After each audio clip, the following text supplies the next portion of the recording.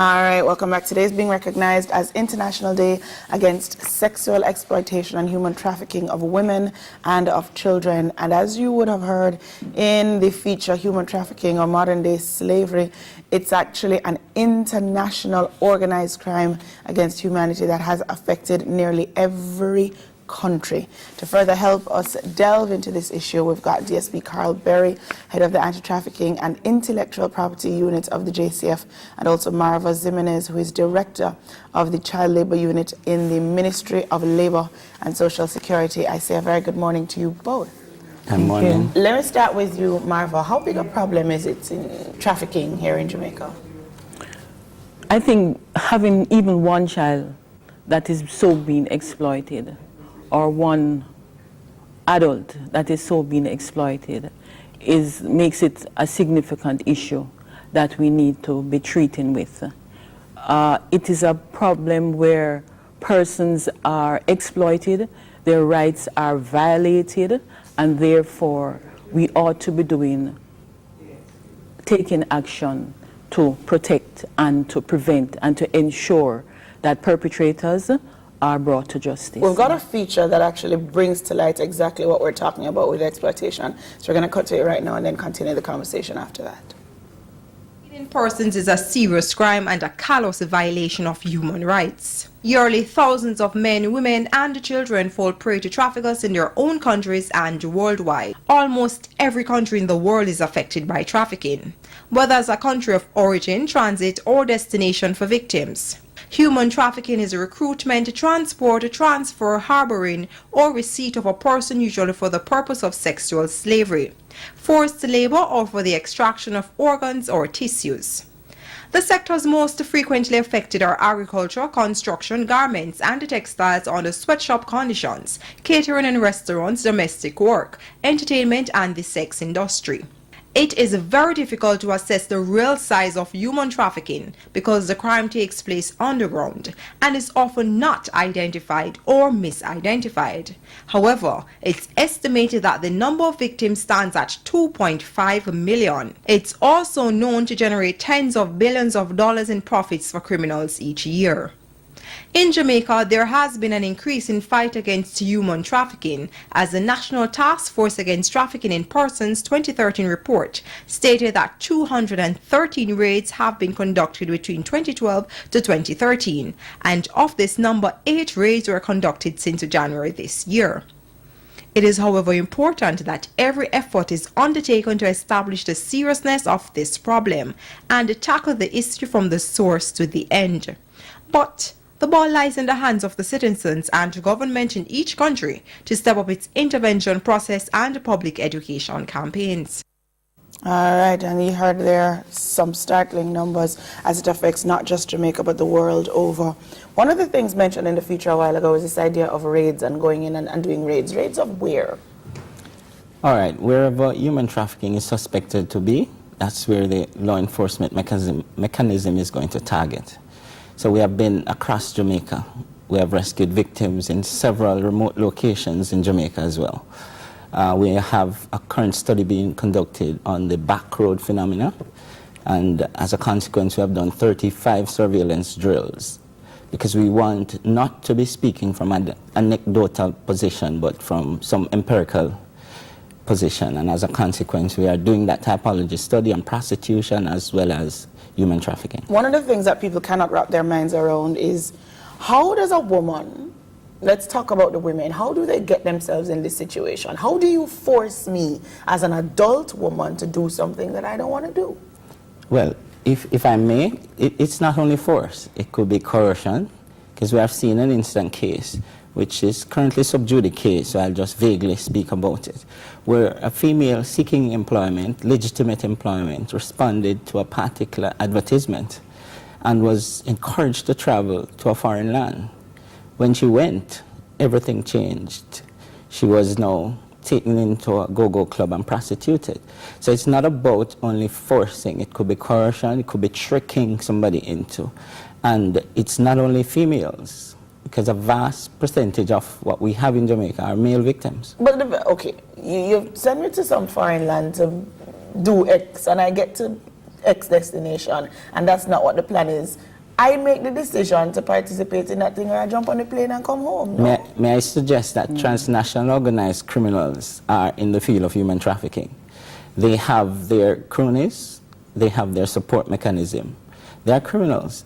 So even if you want to change your mind, that's not an option. Better yet, they encourage you to break immigration laws, meaning to tell a different story to immigration when you enter. So you might say to immigration that you're there for a visit for maybe a week or two. Instead, you are now in breach of criminal laws of the country, and you're fearful of them. So it's not the option of you just jumping back on a plane. Let's talk a little bit about the children. We heard a couple of months ago some startling numbers about children who are missing. People don't know where they are. It's caused the resurgence of the Ananda alerts, all of these things.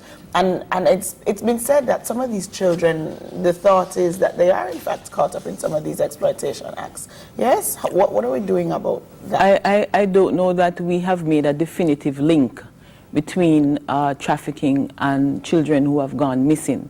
Yes, some may be involved, but we have not made that definitive link. We are looking at it and we're examining the Are issue. children... But in the case of a child cannot, consent is irrelevant.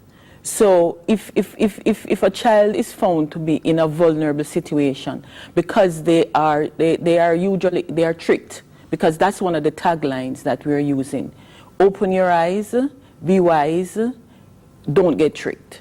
Because they lure you into situations that are sometimes too good to be true, and if it is too good to be true, then you need to step back, examine, and if you are suspicious, then you make contact with law enforcement who can do the necessary investigations to put you on the right path. Are the penalties... Sure, go ahead. Might I comment, just to thank the National Intelligence Bureau, because what they did recently was that they did some crunching of the numbers on the missing children to see whether or not the anecdotal information as to whether they are in trafficking is true.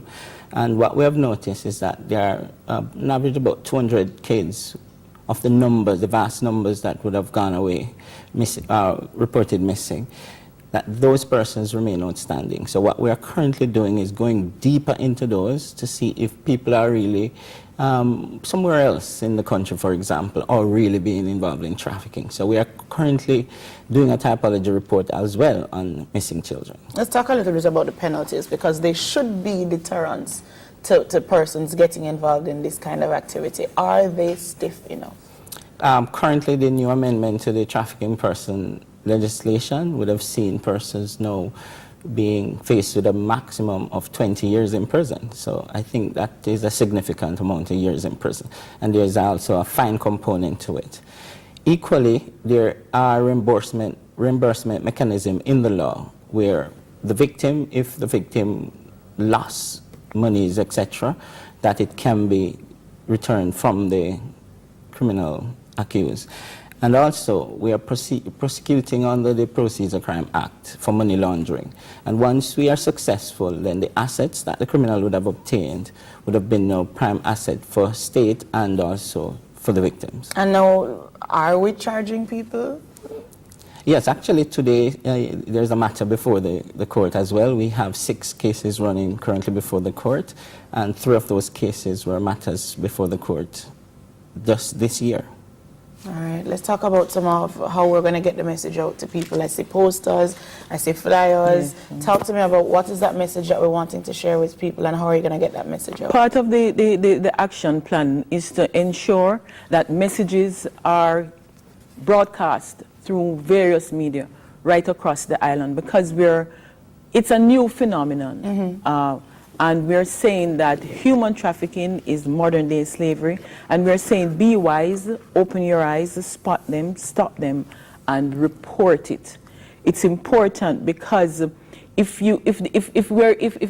the state is not aware of the activities, then it will remain a problem. Today we are observing International Day Against Sexual Exploitation and Against Women and Children, because unfortunately, again, there is a gender dimension to this issue. because over 90% of the victims who are trafficked are women Are they or willing children. you talk about seeing it and reporting it, which requires a third party to recognize what is happening. Are the women themselves, I mean, the children perhaps don't understand what's going on as much, but the women, are they willing to make these reports? The more we have been spreading the message is the more they have been coming forward. So public education and have a constant presence in the media is extremely important. So today, with the assistance of the JCF and maybe Inspector Berry, DPS Berry could speak more about that, we will be distributing these flyers right across the length and breadth of the island. Yes, the National Task Force Against Trafficking in Person has decided that not only is the day significant, but we'll mark it properly. The JCF has also, through the hierarchy, decided to engage the Anti-Trafficking Person unit. So what we'll be having today is that we'll have posters like these and handouts like the one that you have, and also pocket cards, where the JCF will be wearing white and black, and you'll see us on the streets. We'll be going out to distribute these posters. We're targeting about 20,000 persons across Jamaica. There will be, the situation will start at 10 o'clock for us, and it will be simultaneous in Montego Bay as well. So hold on, what about distributing these at those places where perhaps it's suspected that there may be trafficking? No, we believe that educating people is one way of stopping this illicit activity, and as a consequence we are working with both the carrot and the stick, but we have the carrot up front. So we want to use this opportunity to donate one of the posters that has been sponsored by the military, the U.S. military information security team, and we must suggest to you as well, because this is what we will encourage you to maybe put up somewhere that is conspicuous so that people passing CVM could see it. And they have also sponsored several billboards, huge billboards across Jamaica. So from time to time you'll be driving past and seeing those. Equally on the JUTC buses, you will see some of these on the side, the passenger side. So please look out for us today. We'll be out in the streets, Alpha Tree, across Clarendon, Negril, Montego Bay. And as we wrap up, is there from a legislative standpoint anything that we need to be doing differently or more? Well, what we want, because the legislation looks much better, the new legislation, and I applaud the makers of that. But what we'd love for the media to assist us in passing this message across, because it's a subtle crime and people rarely report it, unfortunately. So the CCN had 1 year that they dedicated to a freedom project dealing with human trafficking. We're urging the Media Association and CVM to partner with us to ensure that this message is put across to all who should get it, and that should redound to our benefit as a country. We'll do what we can. Thank you both for joining us this morning. And thank you. Absolutely. Maybe we should thank our international partners that have been working with us to address the issue. Absolutely. Because this is majorly sponsored by them. Will do. All right. Thanks so much. We're going to take a break. When we come back, we've got a lot more to come in the show. We're going to start with the Sagicor Real Estate X Fund. What's that? You're going to learn about it after 7 at 7. And also, you're going to hear about what's happening for International Rights Day. But up next, we have Security Alert with, she's back, Superintendent Stephanie Lindsay. Going to give us some updates on some cases lots of people want to know about, like the Vibes Cartel case and some developments into the killing of music producer Roach. 7 at 7, though, is up next.